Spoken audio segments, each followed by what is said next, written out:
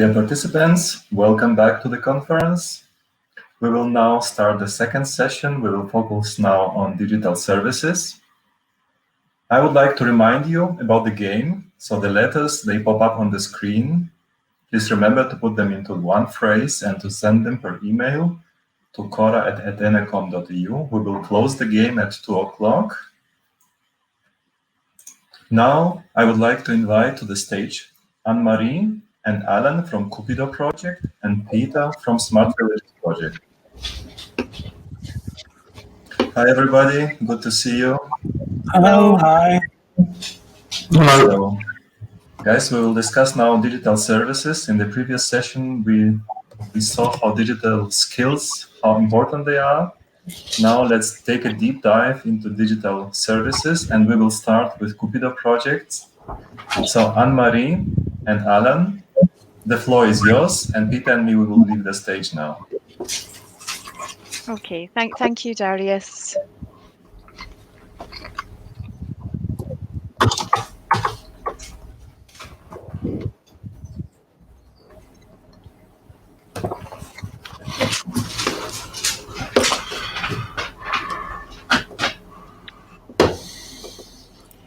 Alan, if you're able to share our presentation.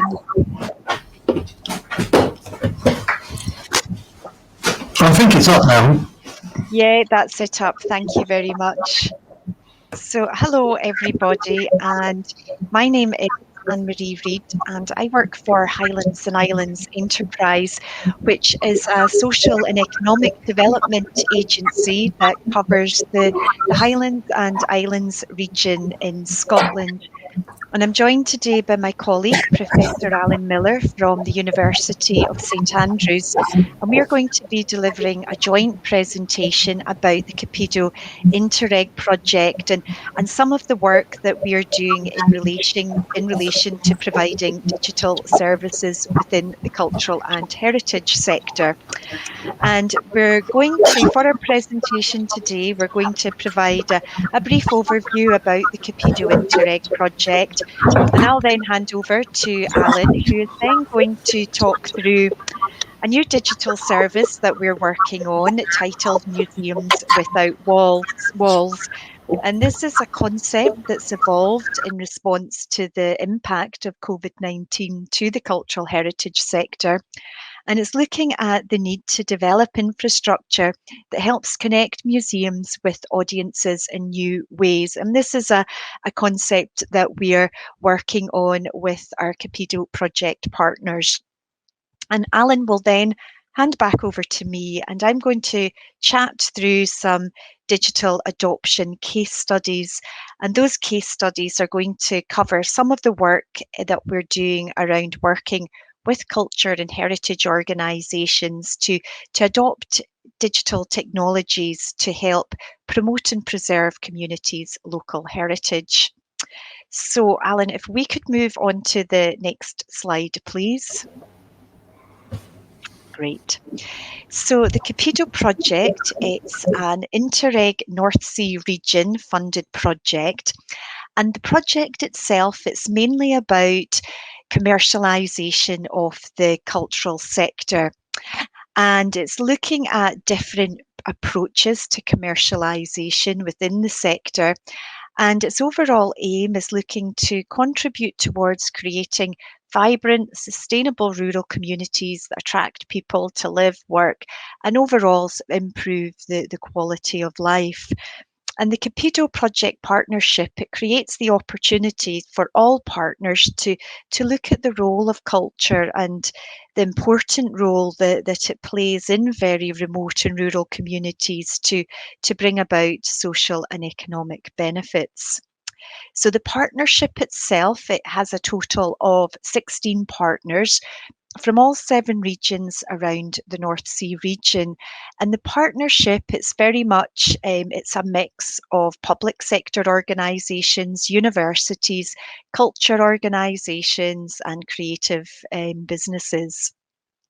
And the project partnership, it has representation, as I mentioned, from from all across the North Sea region and the regions of Sweden, of the Netherlands, Denmark, Germany, Norway, and Belgium, and the UK. And through the CUPIDO project, it allows partners to work on a Pacific cultural, transnational cultural development project. So in Scotland, Highlands and Islands Enterprise has partnered with the University of St Andrews to deliver a programme of digital heritage activities. And we're now just sort of going to move on and talk about some of those digital heritage or digital heritage services that we're working with our partners to deliver. So that probably now leads on quite nicely to pass over to Alan. And Alan will talk you through a digital heritage service, as I mentioned earlier, that's titled Museums Without Walls. Hi, Anne-Marie. Thanks a lot for that for that introduction. And as you were noting, the CUPIDO is very much part of CUPIDO is concerned with with heritage and the importance of heritage in economic and social circumstances. And the University of St Andrews is bringing to that some experience and innovation with respect to providing digital services. And with respect to that, kind of the first sort of thing that we recognize is that as soon as you start talking about using and engaging in the digital domain with heritage, it's a moving playing field. You know, that every year the capacity of computers, mobile devices, and networks increases, able to deal with more data, with higher resolutions, and kind of moving through images, virtual reality, augmented reality, new applications emerging over time, and at the same time as that, the digital capacity is increasing, really for the numbers of people who have access.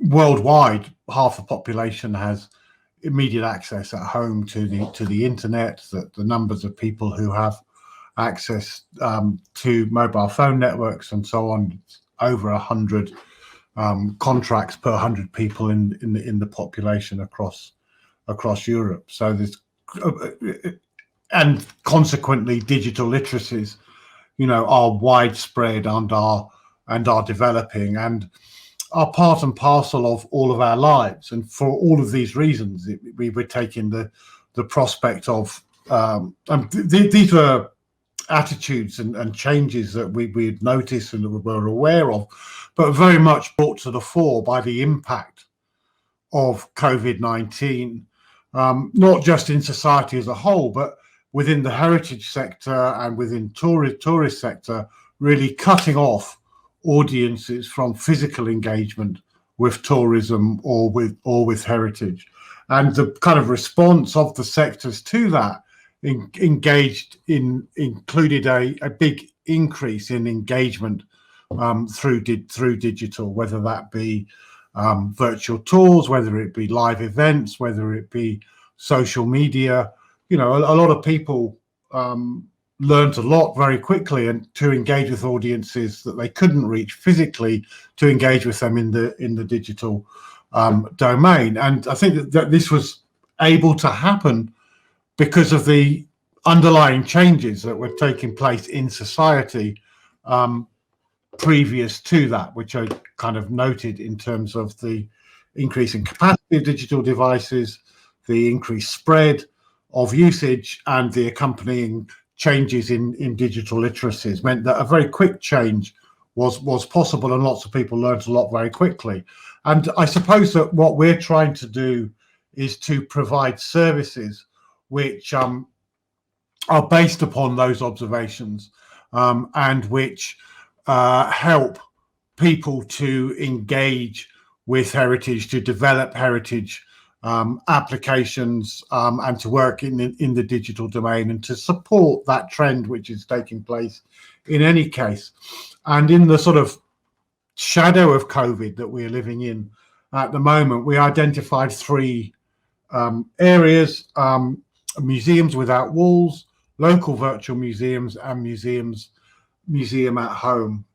And the idea of museum without walls is to use digital technologies, mobile and internet, to enable museums or other people interested in tourism and heritage to be able to curate in their localities, so that people can use their mobile devices to engage with distributed exhibitions which exist outside of the walls of the museum. And then this idea of enhancing the local virtual museum so that people can gain and get access to interpretation using their local devices inside of the museum, possibly through locally streamed services. So the idea being to enhance the visit within the museum hall walls by using digital interpretation. And the third is the museum at home, to be able to take the museum experience and project it into the home so that people can access it through laptops, computers, internet connections, and internet connectivity, and connect with heritage in that way. And with those three essential digital services kind of making up a wider museums without walls concept. And in order to achieve that, again, there are three things that we're trying to do. So the first thing is to work collaboratively through co-creation to create digital heritage assets. So this may be using photogrammetry in order to create digital representations of objects and artifacts. It may be using aerial photography to create digital landscapes, digital modeling to make reconstructions, a number of ways, creating digital assets which can then be used and utilized. And just slides of people doing just that. And then the second is the sort of knowledge exchange process, so that working in workshops with heritage professionals or volunteers or people that are concerned with the industry or that are interested in it, to engage in knowledge exchange processes, so that we hold workshops on, how do you do photography? How do you do photogrammetry?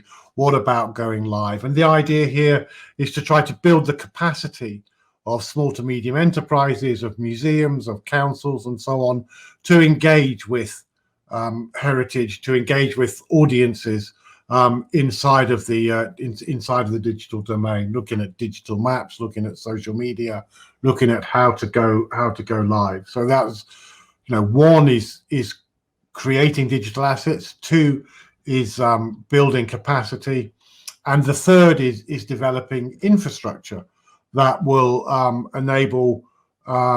make it easy for people to work in the digital domain.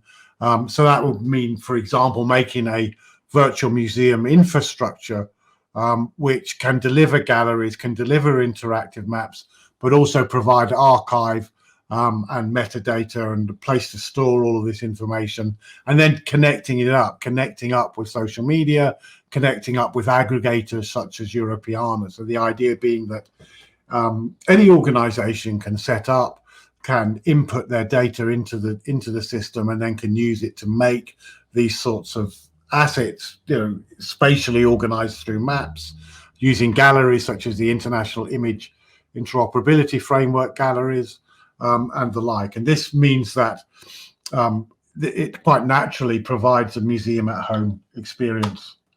And so just some examples of museums at walls, an example of a gallery here, working with the Timespan Museum, creating digital galleries and the like. In Tomintoul, in the Highlands, a virtual reality exhibit and exhibition called the Illicit Still exhibition, and some illustration of things with the Highlanders Museum, making a 3D gallery accessible within the museum.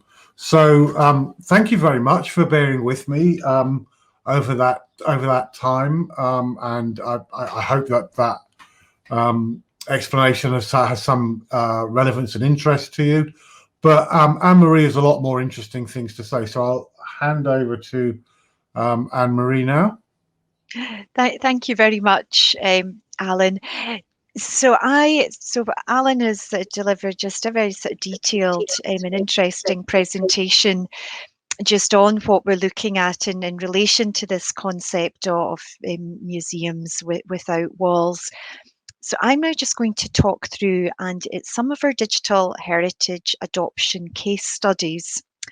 So as part of the CUPIDO project, we're working with a group of cultural heritage organisations and looking at how some technologies can help preserve and promote local communities' cultural heritage offering, as well as bring about wider social and economic benefits. So we've just for today, we've just a sample of projects that we're working on, and they're all just quite unique in their own right. So we're currently working with the Orkney North Isles Partnership Scheme, and we're working on a project across Orkney's North Isles communities, and it's to develop a type of virtual centre of excellence using VR technologies. And the aim of that project is to look at ways that we connect and we can help market Orkney's North Isles' very unique cultural offering. And we're currently working with the island communities of Ede, Sandy, Stronsay, Papa Westray, Rousey, North Ronaldsay, Shappensay and Westray. And Alan mentioned earlier in his presentation about the knowledge exchange process. Alan and his colleagues from the university have done some quite specific digital workshops with the island community groups that we're working with on VR and looking at the use of 360-degree cameras to create content that can be used for VR purposes. And really, with our sort of our overarching aim of this project, it is sort of very much using VR as a way to help, as I said, promote and preserve these communities' cultural heritage, and also to help connect and market that unique cultural offering, and also looking to help market that unique cultural offering online to help identify new audiences. And by doing that, aiming towards attracting an increase in visitor footfall to these very, very unique places, and also to the group of participating cultural heritage centres and organisations and community groups that we're working with. So moving on then to the Aros Centre, which is an arts and cultural centre based on the Isle of Skye.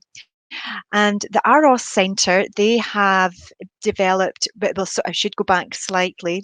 St Andrews has worked with the Aros Centre to develop what you see showing here. It's a screen production titled The Sky Story. And through CUPIDO, St Andrews has worked with Aros just to contribute to the development of that of the Sky Story, and looking at how digital could be incorporated into it. And the Aros Centre has developed this screen production very much in response to the growing visitor market within Skye, and the aim is to show this screen production when it's COVID safe to do so to visitors, and aiming to attract an increase in visitor footfall to the centre, And hopefully as well, that is then going to lead to further sort of further sales or increase in product sales within the centre. So this project, it's been developed for two reasons. Again, to help promote and preserve Skye's local cultural heritage. There is a focus on Gaelic arts throughout the screen production, but also as well to look at a way for the centre to bring in a bit of additional income. So and then moving on to the Highlanders Museum. And the Highlanders Museum, it is a military museum and it's based at Fort George, just outside the Inverness region. And it has a very large collection of artefacts and historical archives relating to World War I and World War II. St Andrews University has been working with the museum to create here. There's an image from the VR exhibit of a prisoner of war camp, and St Andrews University has been working with the museum to develop a VR exhibit of a prisoner of war camp, and that is based on a lot of archive material that the museum holds around soldiers' experience of prisoner of war camp life. So the St Andrews, they're sort of currently working on that VR exhibit at the moment, and it is nearing completion. And just to the left, there is an image there, and of a soldier's jumper that is exhibited in the museum. And St Andrews has been working with the museum to create digital representations of some of their artefacts. And again, they will use those digital representations for VR purposes. And you can see in the VR exhibit that the soldier's jumper also features within the VR exhibit. But there's many other artefacts within the museum that St Andrews has digitalised. And the aim is to use those digital representations of objects to be used for online purposes to help the museum promote its collection online, and also for VR purposes, and also to be looking at a way to create online galleries. And the Highlanders Museum, they're very much are sort of embracing the role of digital within the museum to really sort of transform the visitor experience and be providing quite a digital interactive experience, while also maintaining its very sort of traditional exhibits of its artefacts and research material. And the museum is doing that as a way to, again, promote and preserve its heritage in new ways, but also to really transform that visitor experience within the museum. And they're aiming as well to be moving some of their collections online, again, as a way to attract and interact with new audiences, and ultimately aiming to work towards sort of increasing attracting an increase in visitor footfall to the museum. So that was just a couple of examples that we wanted to share of some of our digital adoption projects and working with cultural heritage organisations on the use of technologies to very much help modernise their cultural heritage offering. So just moving on to our next slide. And this again probably goes back to Alan's point that he made earlier, again, just on that knowledge exchange process. So throughout last year, St Andrews, they developed a very comprehensive programme of transnational digital heritage workshops. And we worked together and we facilitated what was called last year the Bringing Museums to the Home workshop programme. We had a series of workshops that ran through from April to December. And those workshops were very much designed to for that knowledge exchange purpose and helping to build the digital skills capacity within the cultural heritage sector, and looking at helping equip heritage organisations with the skills to connect with existing and potential new audiences through digital media. And the workshops, they covered topics such as digitalising collections, photogrammetry, developing online exhibitions, and looking at the role that social media can play to enhance museums, their their online offering, and ultimately looking at ways to engage with audiences in new ways. And the workshops as well, we had some international contributions from museologists based in Barbados, Iceland, and from across Scotland.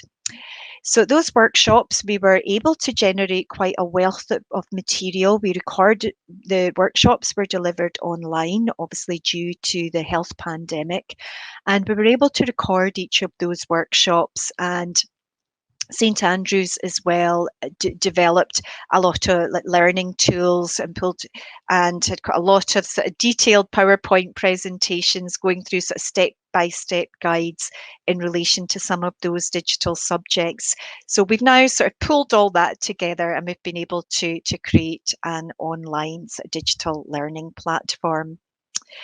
So I'm just sort of conscious of time, and that really sort of concludes our presentation for today. I think we've got one last slide, which is really just with both Alan and myself's contact details.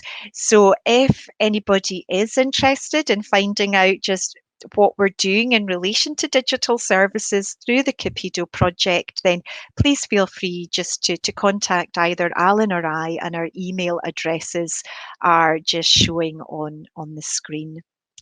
So thank you very much, everybody, for letting us share about some of the work that we're doing in relation to digital services through the CUPIDO project. Thank you very much, Anne-Marie. Thank you very much, Alan, for your intervention. I have some questions to you. So, Anne-Marie, how much culture will or may shift online actually in the future? And does the offline part has still a chance in the future at all?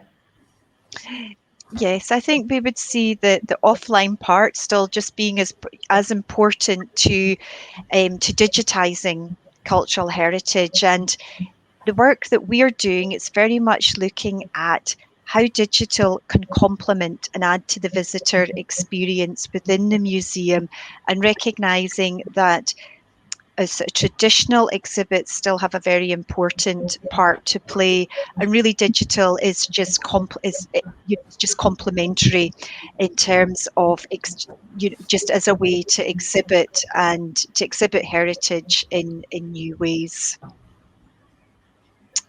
And I know there's another part of that question, Darius, if you don't mind repeating it. Yes, does the offline part, does it still have a chance in the future? You know, let's say 50 years from now, will it play a role at all? For the traditional part, I think in the work that we are doing and working with cultural organisations, they see that as very important to them. And we would hope that traditional part is, it is maintained. And we would like to see it still there in 50 years' time.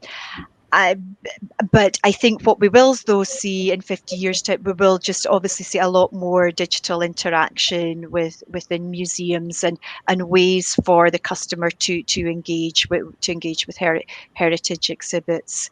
I don't know, Alan, if there's anything that you would like to add to that. Just I think that the mix between the physical and virtual in the sort of heritage domain should very much mirror the mix between digital and physical that exists in the real world.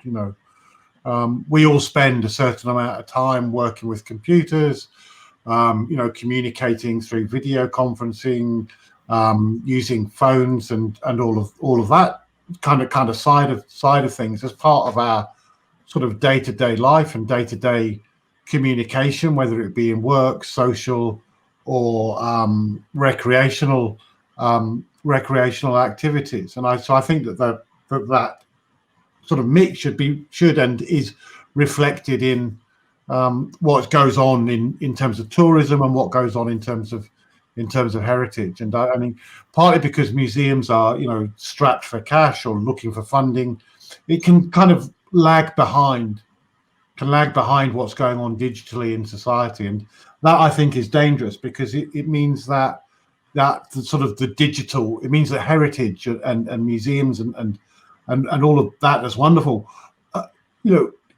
needs to have the same profile in the digital world as other aspects of our lives do. So it needs to make sure that it doesn't fall behind. But I mean, in terms of the question, yeah, absolutely. Going forward, if I can use that phrase, in the future, in the digital domain, the physical is going to remain primary, just as it does in the rest of our lives. But then the virtual and the digital is an increasingly integral and related part of that. Thank you very much. I have another question, Alan, to you. I have a vision. And so let's say what bothered me, that I visited lots of museums in my life. And in some museums, I saw, for example, a sword from Middle Ages, and I was not allowed to touch it at all. It was not really fun, because especially when I was very young, it was very exciting. So I have a vision. In 50 years' time, I will have an online museum that I can visit. I can see the digital representation of the object, for example, a sword, and I could print it at home via digital 3D printer, play a bit with it, and so to say, enrich my experience in visiting museum. What would you say, Alan? Is it like a silly vision, or could it become reality in 50 years? Well, I think it's really likely that you could do something like that. I mean, we could do that now. It would just be a bit expensive and a bit inconvenient to organise. But I think in 50 years, it's very likely. I mean, we saw replicators in Star Trek in the 1960s, and all these scientists who grew up watching Star Trek want to kind of like make the world like that. So a lot of the things that you see in Star Trek end up being in the real world. So yeah, I think so. I think in 50 years' time, you'll be able to replicate a sword based upon some database holding information about swords, and you'll be able to choose which one. Of course, there may be issues to do with safety and the like that would restrict that. But I mean, certainly technically, I don't see any reason why we can't do that. Thank you, Alan. Anne-Marie, what do you think about this silly vision? I think it's quite a great vision. Yes, and I think you see sort of technologies, how they're evolving all the time. And yes, so I can I can quite I can see your vision having potential to be a reality within 50 years' time. But I think, though, what we should even see just within the next sort of couple of years, though, is seeing a lot more museums moving there, still having the physical exhibition, but just moving some of the online by collecting creating digital representations of some of their artifacts and exhibitions, and creating, you see museums creating a lot more online galleries, and that's and it's a different way for people to interact with heritage that they're interested in. Thank you so much. Thank you a lot, Anne-Marie and Alan. Now you will leave the stage, and I will see you back on the stage for a brief interaction at the end of the session. Okay, thank you very much. Dear ladies and gentlemen, I would like now to invite Peter from SMARTVillages project to the stage, and he will share his experiences from selected pilot activities and the digital exchange platform. Yes, hello everybody. Thank you, Darius, for this introduction. My name is Peter Nieder. I work for the Swiss Center for Mountain Regions, and actually we were, or we are still, the lead partner of the SMARTVillages project. We had already our final event. It has been a kind of not a midterm event, but a final event, but it's still going on. The activities are still going on. We have received an extension of our project activities, and especially the pilot activities implementation is continuing till October this year. So in the next few minutes, I would like to give you an insight into the SMARTVillages project. It's an Interreg Alpine Space project, and it has been designed by, or could we say, designed and developed by the OISALP Macro-Regional Strategy Action Group 5. So this is a bit the mastermind behind this project. So actually, what is my presentation all about? Just try to, this is the structure of my presentation. What is Smart Village? We had first to be clear, to have a common ground. What means the term Smart Villages? It is a very widely used term, and we had to define this first.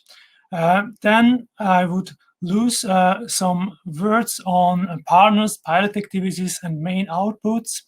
Already at the very beginning of our project, the conferences, we have been asked, what are the concrete activities, concrete results of your project? And people are always very eager to know more about concrete activities in the territories. So that's why I also want to put a focus in my presentation on these pilot activities. And then we have lessons learned, of course, and also fingers burned. Some points we perhaps should make better next time, but we have a lot of good experiences we want also to share with others, with other project initiatives. And finally, I would just make a small excursion to the digital exchange platform. I also have some best practices, a toolbox, and lesson learned experiences related to the digital exchange platform. So I mentioned already, it's important at the very beginning of a project to know what we are speaking about, how we will work, what is our concept. And we designed together, also with other European partners, kind of a concept, guidelines, principles, guiding principles. So actually, we really build on local strengths. We are starting from village approach, from the local village. We look there, what are the opportunities, what are the strengths and potentials, and we build on them. Then we want to really integrate, or we wanted really to integrate as many minds and hands as possible in the development of our projects activities. So we worked very much with participatory approaches. And then thirdly, improve economic, social, environmental conditions. Of course, our activities were all in the framework of a sustainable development.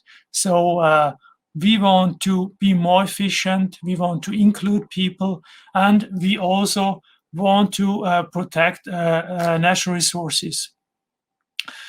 So then as a fourth point, digital technologies.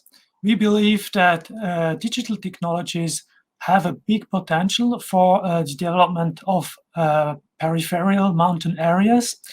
And we have the opportunities to work together in a complete different way as it has been possible 10, 15 years ago. But we have always to keep in mind the technologies, it's one issue, but we are not working for the sake of a playground actually to test new technologies, but we are working for the sake of people. So the new technologies and tools, they have to serve people. So, and last but not least, cooperation, of course, it's always important. We have also to bundle forces. We have to take benefit of synergies with other projects and work together.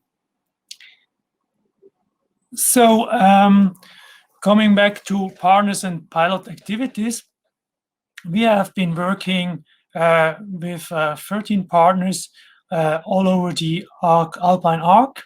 And we built also in all test areas, actually we had 9 test areas where we implemented projects. We built regional stakeholder groups. We built them according to a quadruple helix approach. So we were really trying to integrate policy. We integrated society, civil society actors. We integrated also business people. And so we had kind of a good anchored base and also sounding board in each territory that helped us developing projects, accompanying projects, and also disseminate results. Then we developed 21 pilot activities with the help of these regional stakeholder groups in these 9 test areas. So the pilot activities, here you can see is kind of these are drawings of our categories where we are actually active in it. It starts with co-working spaces, meeting places, then also digital marketplaces, municipality applications, car and ride-sharing solutions, e-government, then also marketing of regional local products, and also, of course, infrastructure projects. So many of these territories, they implemented projects belonging to different of these, or many of these categories. But in the next few slides, I will just pick out some selected pilot activities summarized under these categories. So first we have the category of co-working spaces. This is in many mountain areas. It's a big issue. Not all of them are viable. You need a certain potential, a good ground for the installation of such a co-working space or meeting place.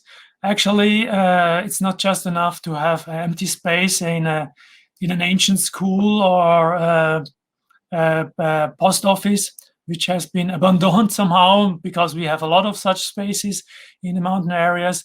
But it means also animation, good infrastructures, etc.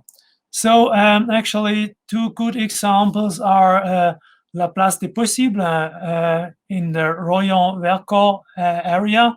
Our French partner in the project implemented this approach. Actually, an old factory has been transferred or adapted to a new meeting place where different where different activities are possible.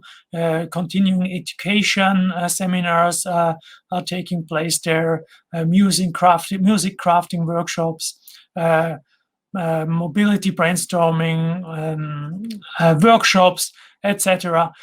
They can take place there, and the whole concept has been developed in a collaborative governance approach.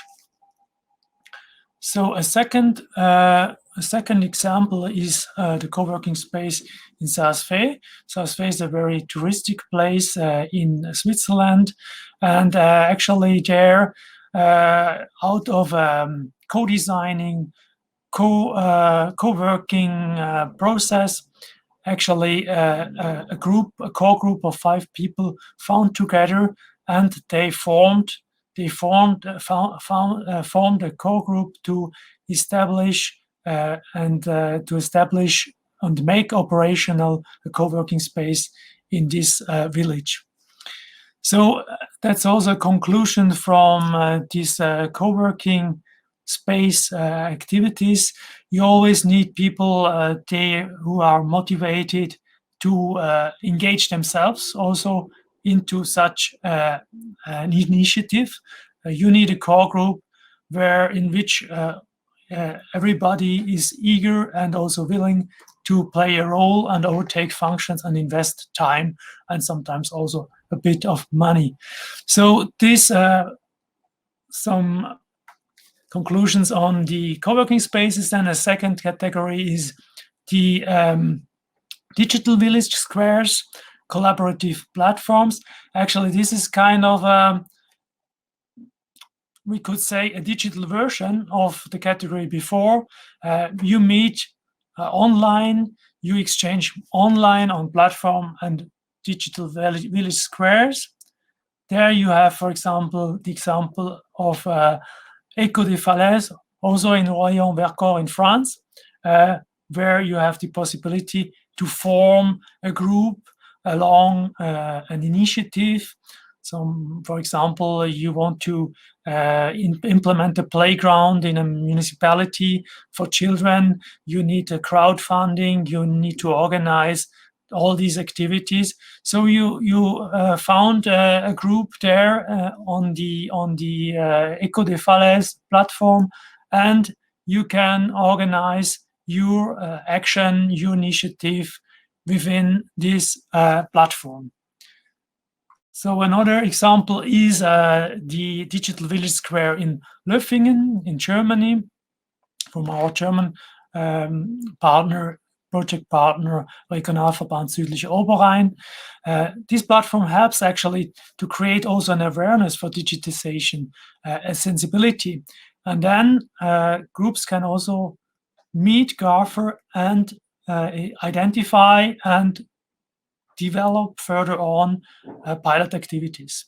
So it really facilitates project development, and it also helps to improve the exchange of communication, information between the local authorities and the citizens. So let's move on to marketing of local products. This is a very important tool to create added value in rural areas. And there we have an interesting example from Slovenia.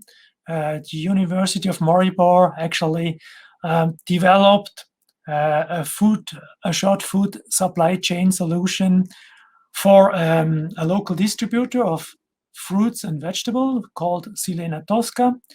And actually, this blockchain-based tool allows the traceability and quality control of all these products, and also enables data analysis on the side of the producer, but it allows also the consumer to follow the kind of production path of a particular product by the help of a QR code.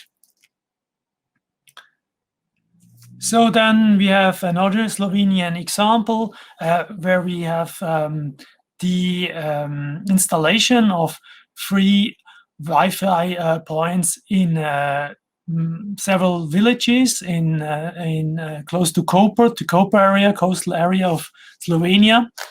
And actually there it's not only just the installation of this hardware, but actually when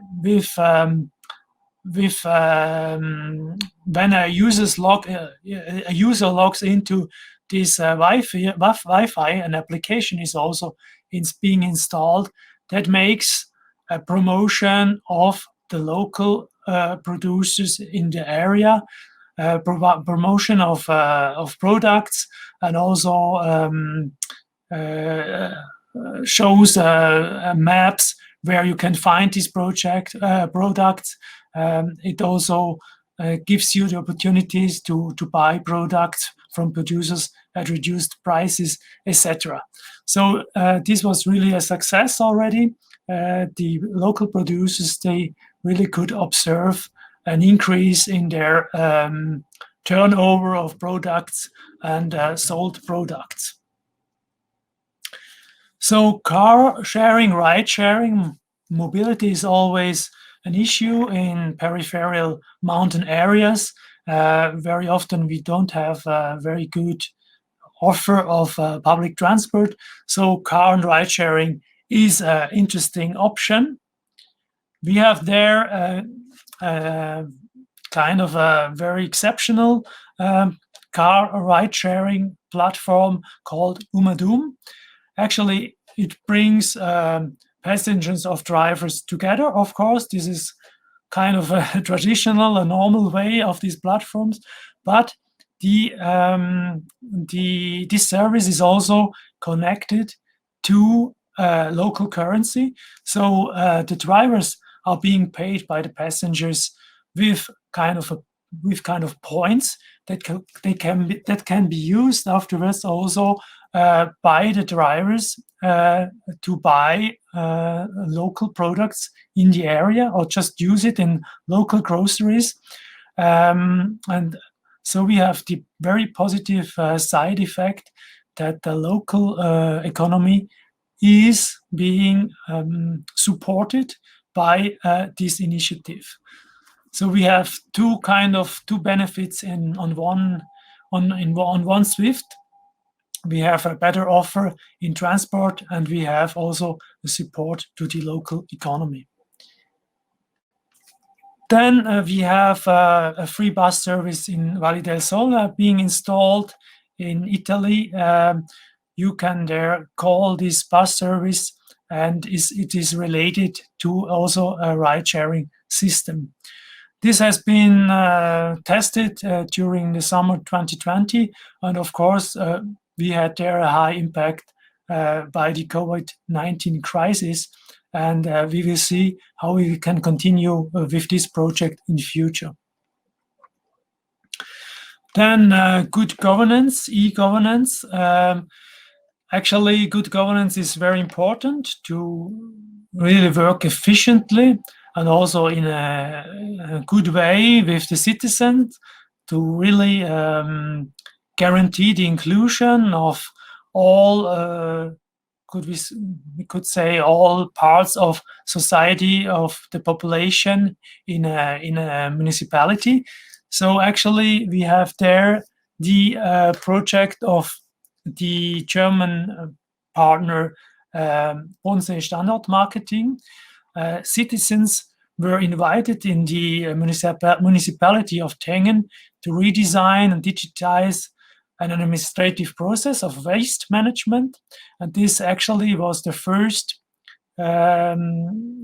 administrative process digitized according to a co-design structure, co-design process in Germany.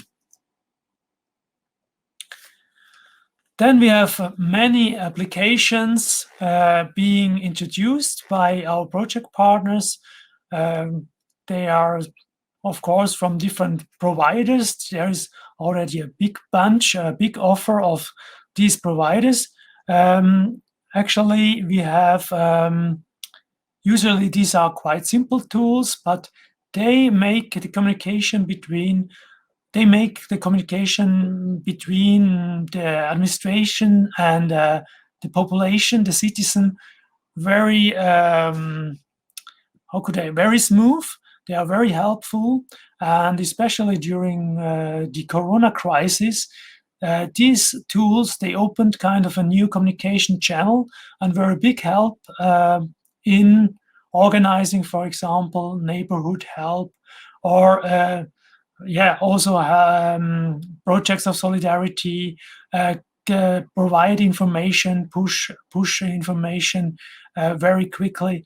So they came really at a very, very right point along with the COVID-19 crisis.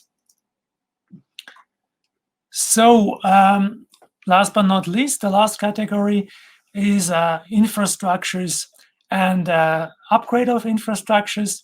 Actually, we have there the nice example of Luton in Switzerland. They were waiting a very long time for a faster internet network, broadband network, and the national provider was not really delivering or was not really willing to deliver such a good network, a good infrastructure, a fast internet infrastructure. So they decided to do their own optical fiber network, and they were ready to provide to invest more than 3 million euros to build such an infrastructure. So this was really an amazing effort of this very kind of very small village. Then we have also meter to cash processes, smart metering in Vierschental. Actually, we have there smart hydrometers. They are sending their data directly to a power meter, and the whole data, the whole consumption is centralized and built via a central database. So it's also astonishing how a very small municipality can be a pioneer in smart metering. So some lessons learned, and I will speed up a bit with my presentation. Actually, it was always the objective of our project also to relieve somehow the local authorities with our work from tasks, to take off the workload from their shoulders. And that's also why we are really we're very much depending on citizens' engagement. It is very crucial. And so if you could integrate, the citizens and as many as possible volunteers in your project, so the workload is actually carried by different shoulders, and you can also legitimate certain projects and processes if you involve the whole, or at least the interested population. And then, of course, support from outside is needed for these small villages in the mountain areas in digitalization efforts. Actually, they cannot afford a digital officer like smart cities can.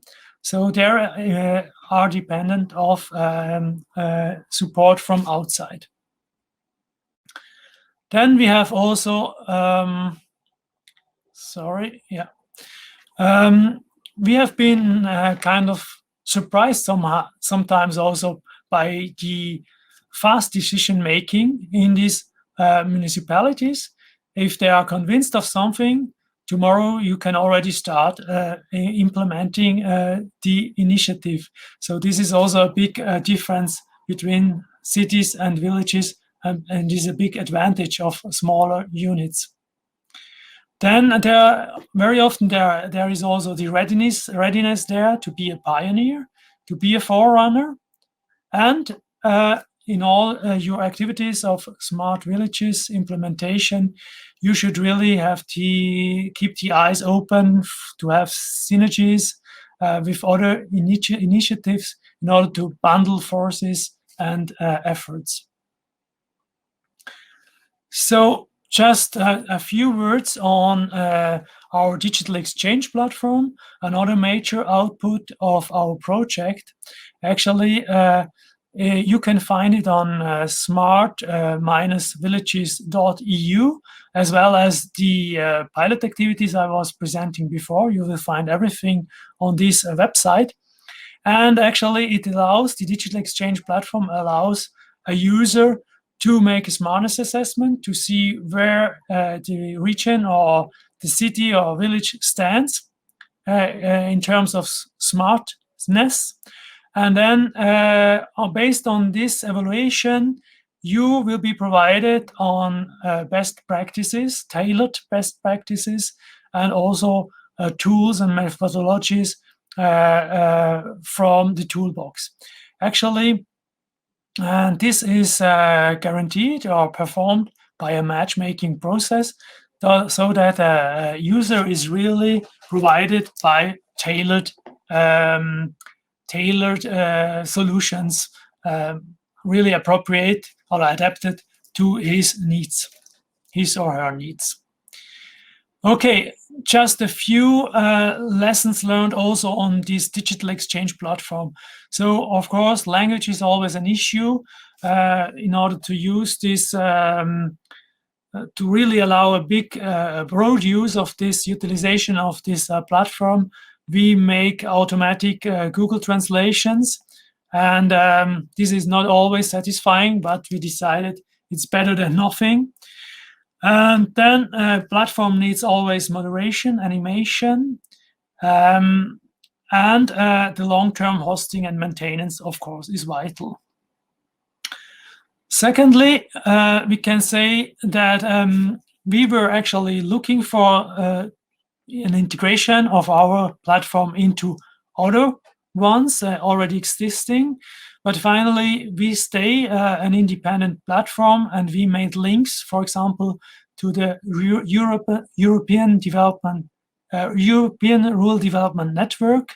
This is a good example, and because it was just easier to do it this way with links than with a live integration into another platform.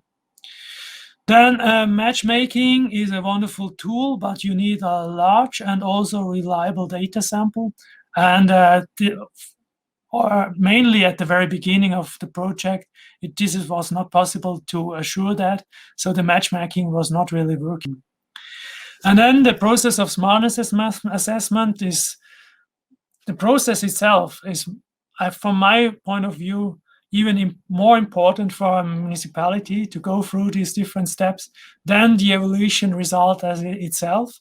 You will have a graph at the end with the analysis, but you learn really a lot just by going through the different steps of the smartness assessment. Okay, so this is all. And if you want more, then go to the indicated website or the other project website with the toolbox and the digital exchange platform on smart-villages.eu. Thank you very much for your attention. Thank you very much, Peter, for your intervention. I would like now to invite Anne-Marie and Alan back to the stage and ask all three of you the same question related to sustainability of resources. Welcome, Anne-Marie. Alan, I get a message that Alan is not joining us at the moment, so there will be three of us. Yeah. I have a question. So, Peter, in the context of smart villages, is more smart an increase of digital services? Is it as add-on, or does it make use of resources more sustainable?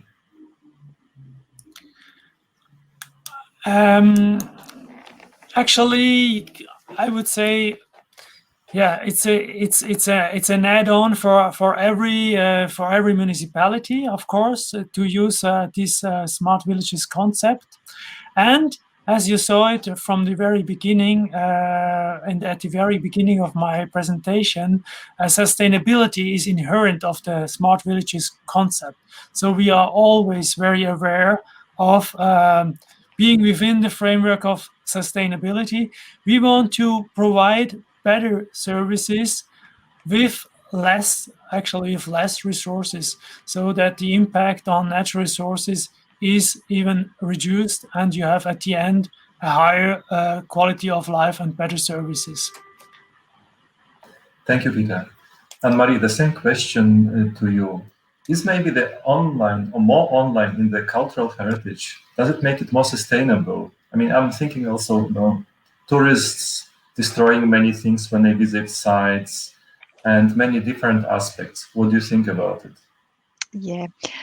I think that that's something that we are looking at within the work that we're doing in Scotland through the CUPIDO project in terms of sustainability, and looking at the role that digital can play in helping also to preserve historical sites. And some historical sites are maybe very old, and there may be some they might may not be in a great state of repairs. So it's looking at the role that digital can play in helping preserve some very sort of ancient monuments and sites, and sometimes reducing footfall to those sites, and instead it's providing a digital experience to share the history, or to share the history and the sort of heritage of some quite key sort of historical sort of sites anyway within Scotland.